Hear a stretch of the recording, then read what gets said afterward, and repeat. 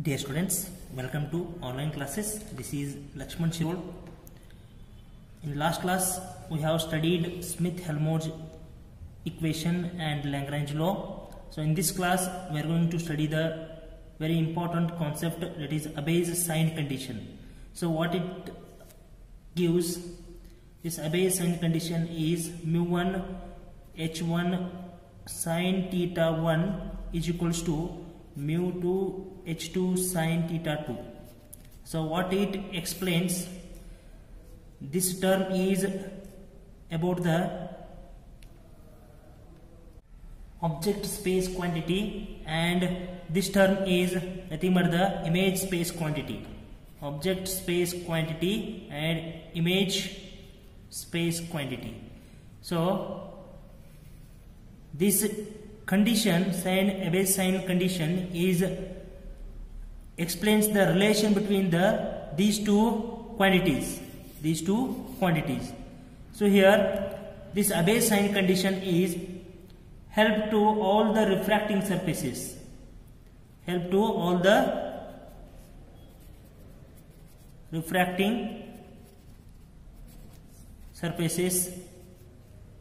also it is applicable for not paraxial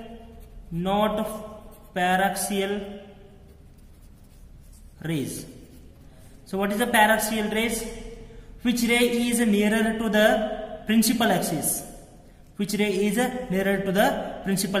means the angle of incidence, is very small, therefore the sin theta is nearly equals to the theta, and also the tan theta is nearly equals to the theta. So in this paraxial rays, the theta is very small, and also what happens here, this Abbe's sign condition is not paraxial rays, it is applicable for not paraxial rays. So what is not paraxial rays? It means for large angle it is going to be applicable. This condition is also going to be applicable for large angle. So for large angle it means sin 2 theta. For sin 2 theta, for tan 2 theta, it means if the angle is large, then for that also this condition is going to be applicable. And also what happens, by using this condition we can find the height of the object, and otherwise the height of the image, otherwise the angle of the refraction, otherwise the angle of incidence. You can find by using this equation. So derive this equation, we will require one ray diagram using a spherical refracting surface. This is a spherical refracting surface.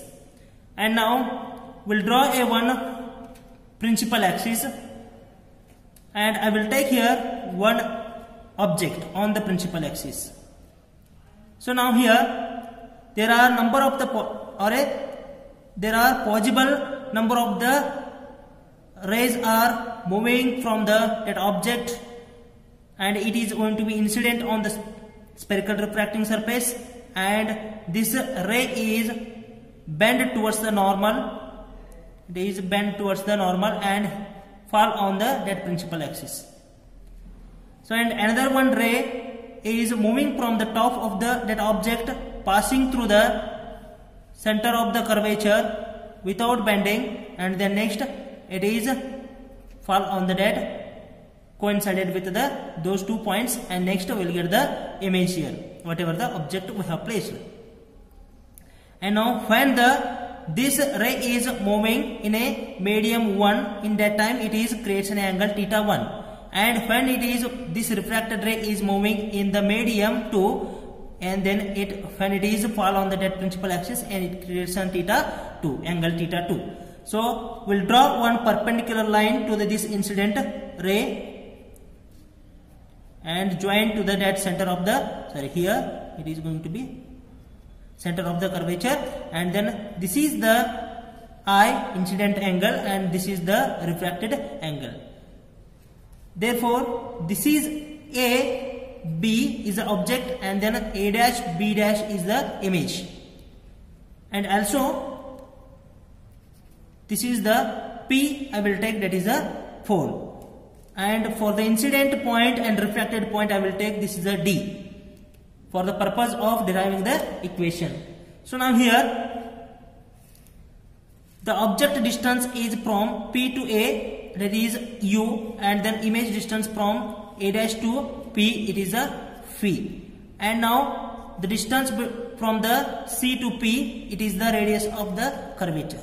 So we will use this ray diagram and then we will derive that Abbe's sign condition. See here, I have drawn that ray diagram.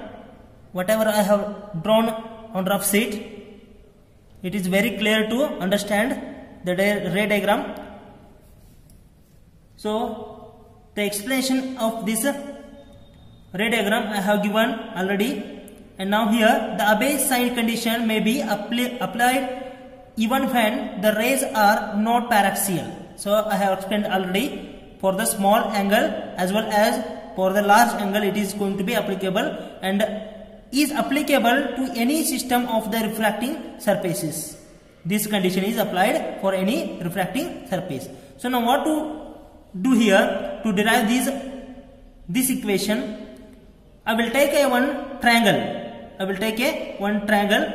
This is A, D and C, and I will take another one triangle, that is I will take A, B, C, another one A dash, B dash, C. These are the two similar triangles. Using these two similar triangles, I will derive this equation. So now here, from the triangle ABC and A dash, B dash, C, the equation becomes A dash, B dash divided by AB is equals to A dash, C divided by AC. So therefore, what is the A dash, B dash?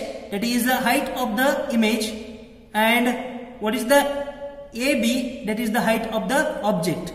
So therefore, the equation becomes H2 divided by H1 is equals to, we can write this A dash C,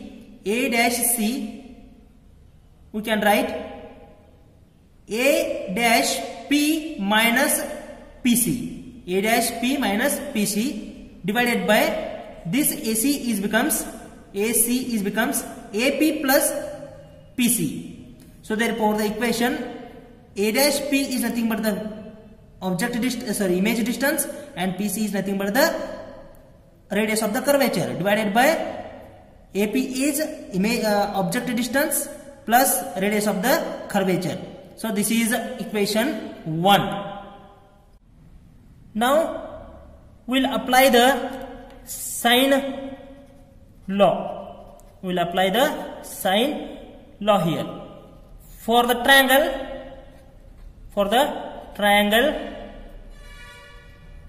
ADC. For the triangle ADC. What is the sign law here?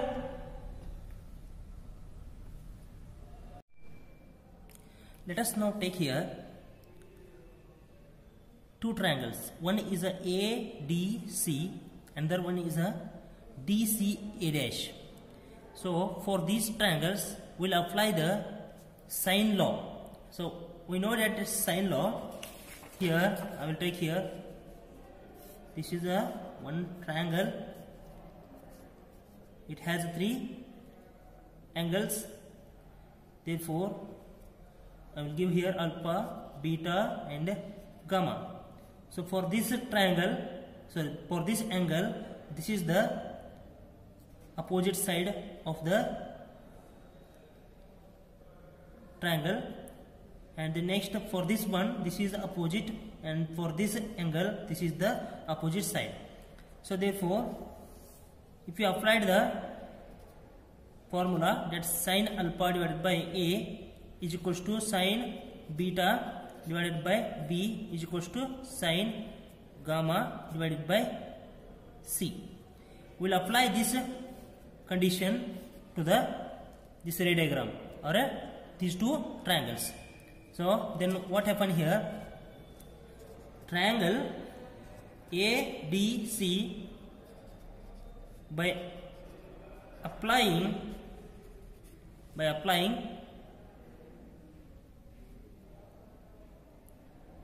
by applying sine law. So if you apply the sine law, it means, see here two triangles are there. Sorry, here theta 1 is a one angle and then another one is the incident angle. So that is 180 minus I, and then we'll find for these two triangles what is and apply the sine law. See here, sine 180 minus I divided by what is the opposite for this angle? This is the opposite. AC is the opposite. AC is equals to another one angle, that is a theta 1. So we'll apply that for theta 1, sine theta 1 divided by opposite of this angle, that is a DC. So we'll write DC here. Sine 180 minus I is nothing but the sine I. It means for second quadratic. So divided by AC is equals to sine of theta 1 divided by DC. Okay. Now what is the AC here? AC is nothing but the U plus R. AC is nothing but the AP plus PC. Sine I divided by U plus R is equals to sine theta 1 divided by DC is nothing but the radius of the curvature. So now here we'll call this is the equation 2. And again we will take another one triangle, that is ADC by applying sine law. We'll apply for this triangle. See here, R is one angle and the theta 2 is another one angle. So for R I will take sine of R. In the same side it is there. Sine of R divided by, for this one which is opposite, A dash C. A dash C is opposite. And then now sine theta 2 divided by DC. Now the equation becomes sine R divided by A dash C is phi minus R. We can write like this. Okay, sine theta 2 divided by DC is nothing but the R. Therefore the equation is 3. Now dividing equation 2 and 3. If you divide it, then what you will get? You will get sine I divided by U plus R into phi minus R divided by sine R.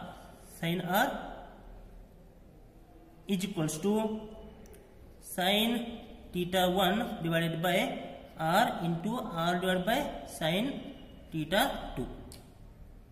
Sine theta 2. So now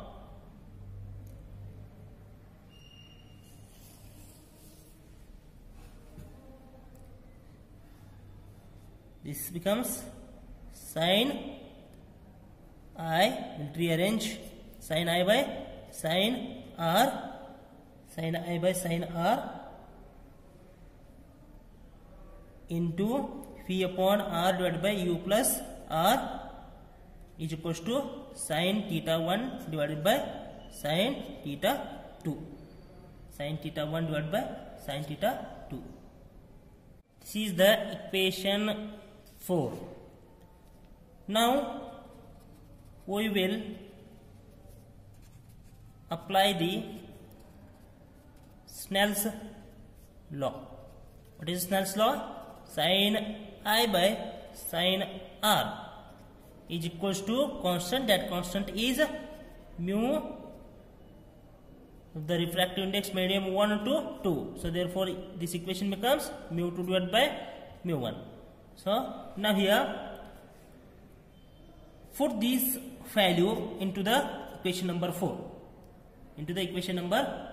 And also we know that from the equation 1, we know that from equation 1, that is phi minus R divided by U plus R is nothing but H2 upon H1. So put these values in that fourth equation. So then what will you get? Sine I by sine R is becomes mu 2 upon mu 1 into H2 upon H1 is equals to sin theta 1 divided by sin theta 2. So rearrange the terms.